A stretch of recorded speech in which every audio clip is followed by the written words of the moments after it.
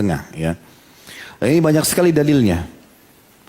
Bagi teman-teman yang sudah melakukan dosa sebanyak apapun, sebesar apapun, seberat apapun, renungi ini. Firman Allah Subhanahu wa taala dalam surah Az-Zumar, dan ini ayat yang paling mulia. Saya subhanallah setiap membaca ayat ini merasa gembira sekali.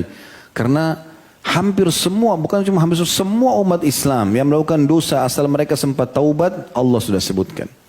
Dalam surah Az-Zumar, surah nomor 39 ayat 53. Allah berfirman, A'udzu billahi minasyaitonir rajim. Qul ya ibadiyalladzina asrafu ala anfusihim la taqnatu min rahmatillah. Innallaha yaghfirudz dzunuba jami'a. Innahu huwal ghafurur rahim.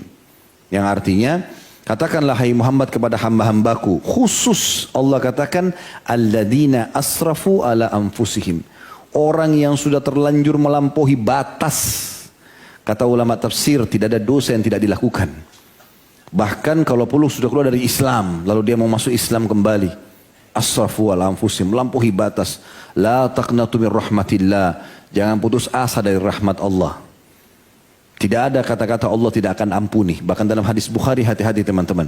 Walaupun kita tahu masa lalu orang, di sebelah kita di pengajian dulu kita tahu masa lalunya, sekarang sudah baik. Jangan pernah menghina dia.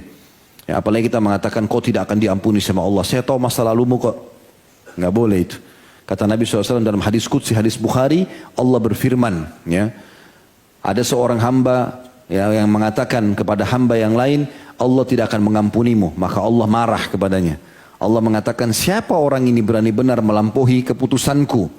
Maka ketahuilah, aku telah mengampuni orang yang dia katakan tidak diampuni, dan aku sudah hancurkan amalnya orang yang mengatakan itu. Tidak boleh kita vonis orang lain tidak akan diampuni, sejahat apapun dia. Asal dia mau tobat nasuha, selesai. Gitu kan?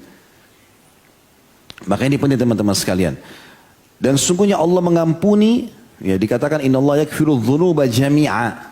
Bahasa jami'a dalam bahasa Arab ini tidak terkecuali. Allah mengampuni semua dosa. Kata ulama tafsir, besar, kecil, sengaja, tidak sengaja, samar, nyata, semua bersih.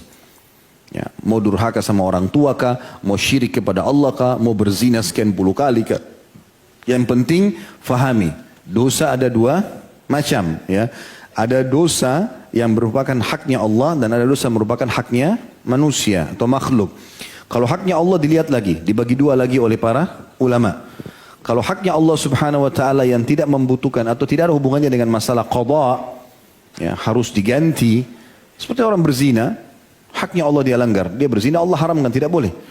Dia berzina lalu dia taubat kepada Allah, sudah selesai. Enggak ada konsekuensi yang lain. Nggak ada konsekuensi. Tapi kalau misalnya dia bertaubat sementara dia pernah tidak keluarin zakat misalnya, atau dia punya utang Ramadan, atau utang Ramadan ini masih selisih di antara ulama. Kalau dia tinggalkan secara sengaja dengan orang yang, ya, atau dia tidak tahu dengan orang yang tahu, beda berbanding hukum yang jelas. Kalau ada hubungannya dengan masalah qada, maka dia taubat dan dia mengqadanya, gitu kan? Begitu pula dengan haknya manusia, ada dua macam. Kalau hak itu adalah perusakan citra, kita pernah ghibah, fitnah, gunjing ya, fitnah, mencaci maki, merendahkan, semua masalah ini, maka kita harus memperbaiki citra itu. Harus minta maaf dan perbaiki citranya. Lebih baik malu di dunia daripada malu di akhirat. Karena di akhirat tidak bisa lagi ucapan maaf. Yang ada adalah kasih bayar dengan pahala. Kata Nabi SAW, siapa yang punya masalah dengan saudaranya muslim di dunia, selesaikan di sini, halalkan. Sebelum datang akhirat tidak berlaku lagi dirham dan dinar, nggak ada lagi.